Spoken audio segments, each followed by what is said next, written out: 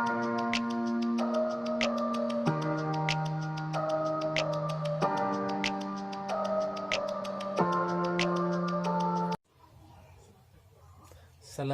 warahmatullahi wabarakatuh. Perkenalkan, nama saya Al-Ghuzan Degesagi Alofta, nomor BP 18.104.42022. Saya berasal dari Fisika Termal kelas B, dan ini adalah tugas saya.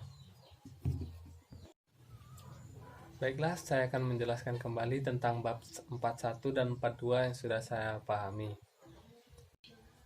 Pada bab 41, kita mempelajari tentang mesin panas, di mana mesin panas ini merupakan sebuah perangkat yang menyerap energi dan mengubah sebagian energi itu menjadi kerja. Sebagai contoh yaitu turbin uap. Coba perhatikan lagi gambar 41 yang ada di samping saya ini. Pada gambar ini menunjukkan tentang aliran energi masuk dan keluar dari mesin kalor, di mana panas yang diserap oleh mesin ini berasal dari reservoir panas, sedangkan limbahnya dibuang ke tempat yang dinamakan reservoir dingin. QH pada gambar disimbolkan untuk panas yang dikeluarkan reservoir dingin, sedangkan Q adalah panas yang dikeluarkan ke reservoir dingin, sedangkan W adalah kerja. Kemudian bersama satunya adalah sebagai berikut. Di mana C adalah efisiensi mesin, kemudian W adalah keuntungan pengoperasian, dan QH adalah biaya operasi. Untuk nilai T dan TE dapat digunakan hukum 1 dan 2 termodinamika, di mana hukum 1 termodinamika memberikan hukum kekekalan energi. Dan dirumuskan persamaan keduanya seperti yang di samping saya ini. Kemudian, dengan memberikan W pada persamaan 1, maka didapatlah persamaan 3 sebagai berikut.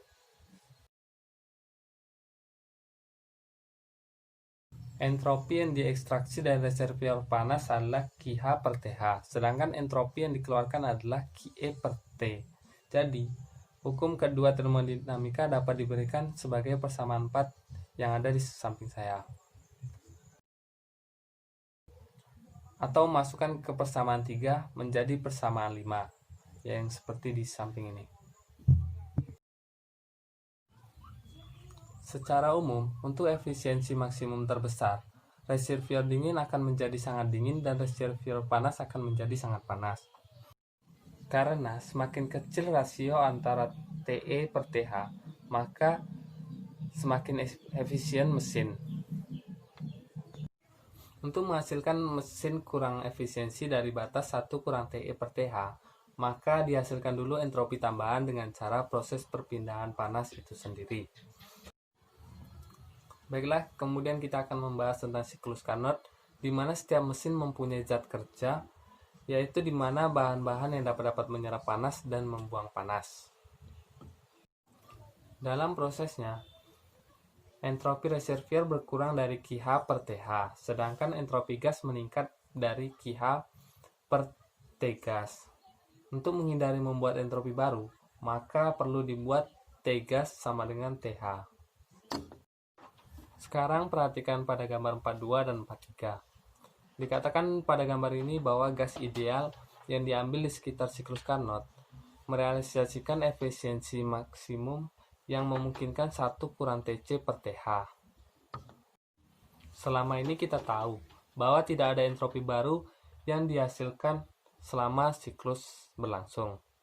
Persamaan yang ketat harus sama dengan persamaan 5. Jadi, karena itu efisiensi harus maksimum oleh persamaan 5. Ini hanya berlaku apabila gas tidak ideal atau zat yang digunakan bukan gas. Pada gambar 42, ada 4 langkah siklus Carnot. Yang pertama yaitu pemuaian isotermal di TH sambil menyerap panas. Kemudian yang kedua adalah ekspansi adiabatik ke TE. Kemudian yang ketiga adalah kompresi isotermal di TE saat mengeluarkan panas. Kemudian yang keempat adalah kompresi adiabatik kembali ke TH. Kemudian kita membahas tentang mesin pendingin, di mana mesin pendingin ini merupakan mesin pemanas yang pengoperasiannya secara terbalik. Kita lihat pada gambar 41, yang dimana pada gambar 41 ini hanya panahnya saja yang dibalikan. Pada ruang di dalamnya, yaitu terdapat reservoir dingin dan conditioner. Kemudian pada ruang di luarnya yaitu adalah reservoir panas. Kemudian untuk efisiensinya sama dengan persamaan 6 yang ada di samping ini. Kita dapat menggunakan hukum kedua dan pertama untuk menurunkan batas COP dalam T dan suhu T. Secara khusus, hukum pertama memungkinkan COP lebih besar dari 1. Sementara itu, pada hukum kedua, mengatakan bahwa entropi yang dibuang ke reservoir dingin, yaitu seperti pada persamaan 8.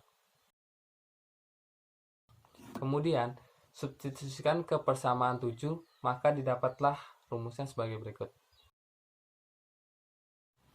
Untuk lemari es dapur biasanya TH-nya itu bernilai sekitar 298 Kelvin, sedangkan untuk T yaitu 255 Kelvin.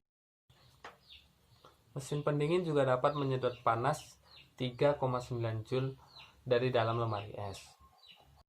Dalam kasus ideal ini, biasanya limbah panas yang dibuang ke dapur akan menjadi 6,9 Joule.